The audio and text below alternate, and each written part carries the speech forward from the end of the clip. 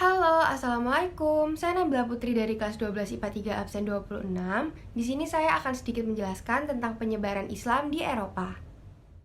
Islam memiliki sejarahnya tersendiri di benua yang sering juga disebut dengan benua biru ini. Pada 10 abad yang lalu, Islam merupakan agama yang sangat maju di wilayah-wilayah Eropa termasuk juga Spanyol. Islam membawa banyak sekali perubahan pada wilayah-wilayah itu, meskipun hal ini sangat bertolak belakang dengan kondisi Islam di Eropa saat ini. Berbeda halnya dengan proses masuknya Islam di Amerika yang dipelopori oleh masyarakat kelas bawah, Islam masuk ke Eropa melalui jalur kekuasaan yakni pada masa Daulat Bani Umayyah di bawah kepemimpinan Khalifah Al-Walid yang pada saat itu berkedudukan di Damaskus. Pada sekitar tahun 709 Masehi, Khalifah Al-Walid mengirimkan pasukannya ke Afrika Utara untuk memperluas wilayahnya. Selanjutnya pada tahun 710, Thorik bin Ziyad dan pasukannya yang mayoritas merupakan masyarakat Arab mengulangi misinya untuk memperluas wilayah dengan menyeberangi Laut Tengah menuju daratan Spanyol dan ia serta pasukannya mendarat pada suatu bukit yang kemudian dinamakan Jabal Thorik atau yang dikenal dengan nama Gibraltar.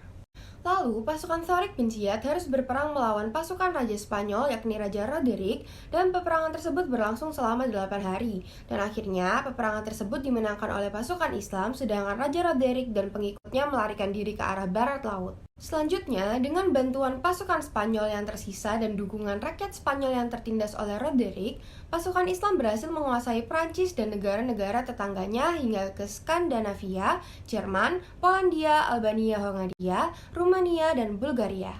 Kini kita beralih ke masa pemerintahan Islam. Setelah Spanyol dikuasai pasukan Muslim, Spanyol kemudian menjadi salah satu bagian atau provinsi dari dinasti Bani Umayyah dan beribu kota di Sevilla. Abdurrahman bin Muawiyah bin Hisham yang merupakan keturunan Bani Abbasiyah melarikan diri ke Spanyol dan mendirikan kekhalifahan di sana.